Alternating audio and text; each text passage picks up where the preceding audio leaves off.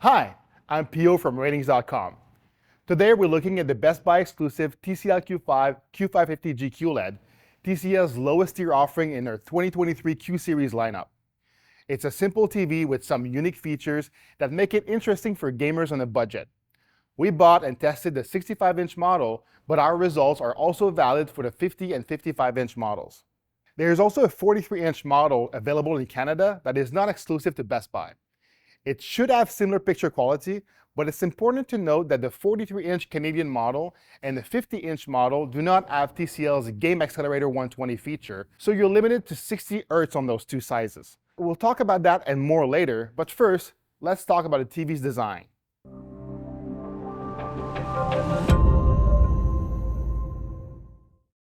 If you've ever had a budget TV, you know what to expect here. On the front, you'll find three thin bezels on the top and sides, with one thicker bezel on the bottom.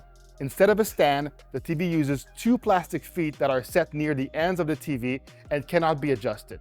This gives it good stability, but it also requires a large cabinet if you don't wall mount it. The feet only lift the TV about 2.8 inches, so taller soundbars cannot fit in front without blocking a portion of the screen. The back of the TV is plain and looks cheap. If you regularly watch shows and movies from behind your TV, this might bother you, but it won't bother people who don't spend too much time looking at the back of their TV. The back panel is metallic and surrounds the plastic shell housing, where you'll find vests and mounting holes and inputs. There are three HDMI 2.0 ports that face the side, but they're still hard to reach when the TV is wall mounted.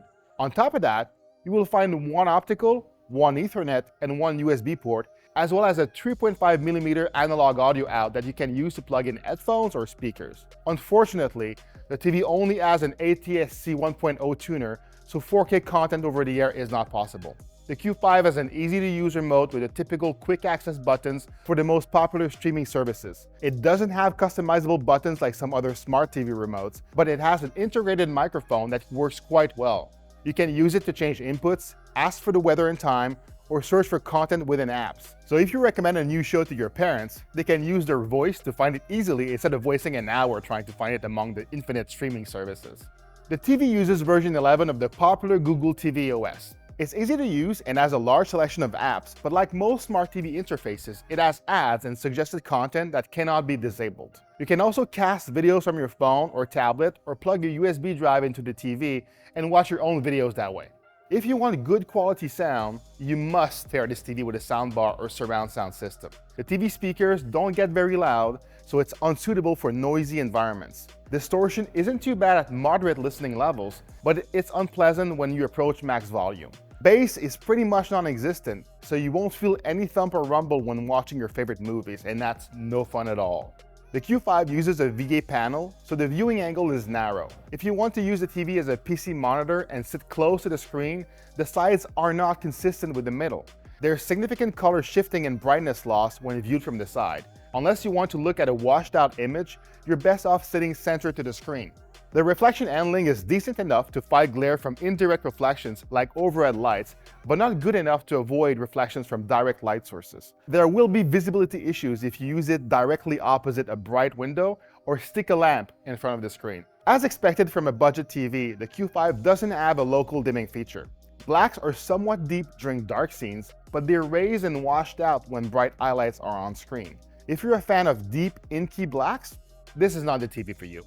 Unfortunately, the TV has poor accuracy pre-calibration. Content is over-brightened, its white balance is terribly off the mark, and colors are not displayed the way they should be. This doesn't mean that colors look bad. Most viewers won't notice the inaccuracies. If you care, you can fix most of this with calibration, but that will cost close to the price of the TV, so that's not very practical for most people.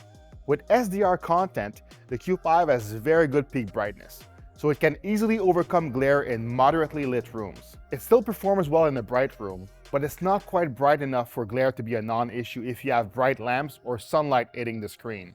It gets bright enough for HDR content to have some impact, but it's not bright enough for highlights to really stand out the way they should. Many TVs are noticeably dimmer when switched into game mode, but fortunately, this is not the case here. If you respect the content creator's intent, you'll be happy to know that the TV follows that intent closely when it comes to brightness. Blacks are raised slightly, and midtones are slightly dimmer than they should be, but it's barely noticeable. There is a slight roll-off to preserve some details in highlights, but details in brighter highlights are lost. The TV supports a wide color gamut and has fantastic coverage of the DCI-P3 color space that's commonly used with HDR content. Most colors are accurate enough, but greens and yellows are undersaturated. Its coverage of the wider Rec 2020 color space that is increasing in popularity is less impressive, with undersaturated colors across the board. Due to its relatively low peak brightness, it's limited in its ability to display bright and vibrant colors.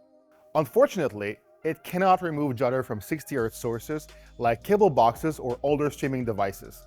Fortunately, you will have a Judder-free experience with native 24p content, both from the internal apps and external sources like a Blu-ray player or an Apple TV with the match frame rate setting turned on.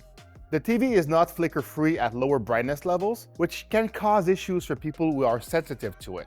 Fortunately, the TV is flicker-free in most picture modes with the brightness set above 29. If you have problems with flicker, you will want to use the TV at a higher brightness level. That could cause eye strain, so hopefully you're not also sensitive to bright light. The TV has a good response time overall, but it does struggle a bit more coming out of dark states, which is common for a VGA panel and can lead to distracting black smearing. This can be noticeable to some when playing darker games, but it is the most distracting when scrolling through text if you use the TV as a PC monitor. The TV supports all common resolutions up to 4K at 60Hz, which is typical for any decent TV. The Q5 truly shines for gamers with TCL's Game Accelerator 120 feature that is available on the 55 and 65-inch models and allows you to play games in either 1080p at 120Hz or 1440p at 120Hz with VRR, despite the TV using a 60Hz panel. This is accomplished by halving the display's 4K vertical resolution. This will obviously affect image quality, but it's a trade-off most gamers will make to play their favorite games at up to 120 FPS, making this TV a standout budget option for gaming. Another area where the Q5 excels with gaming is its incredibly low input lag. There's no noticeable delay between your controller or keyboard inputs and what happens on the screen, so you are not at a competitive disadvantage when trying to destroy your friends in online matches. So how does this compare to the slightly more expensive TCL Q6 Q650G? Should you stop this video now and purchase it? That depends on what your primary use for the TV is going to be. If you're looking for a cheaper TV to game on, the Q5 is one of the best options out there because of its ability to do 120Hz at a lower resolution. It's also a decent TV for watching movies or shows, but its relatively lower peak brightness will put some off. This is where the Q6 comes in. The Q6 performs very similarly to the Q5, but it's brighter. It overcomes more glare than the Q5 in SDR, and highlights stand out more in HDR content. The Q6 also maintains that extra HDR brightness when set to game mode, so you'll get a brighter image whether you're gaming or watching movies. The Q6 also comes in 75 and 85-inch models, so it's a good choice if you need a bigger screen than the Q5 offers. It's also available at more retailers, so it's easier to find. Weirdly enough, you can sometimes find it for the same price as the Q5 when it's on sale. If you can get it for the same price, take the extra brightness of the Q6. If not, you'll have to decide if the slightly more expensive price tag of the Q6 is worth the increase in brightness. That's all for our TCL Q5 Q550G QLED review. If you want a more detailed write-up on the TV, check out our written review. The link is in the description below. Until next time, I'm Pio from RTINGS.com, where we help you find the best product for your needs. The reflection handling is decent enough to fight glare from The reflection handling is decent enough to fight glare from The reflection handling is decent enough to fight glare.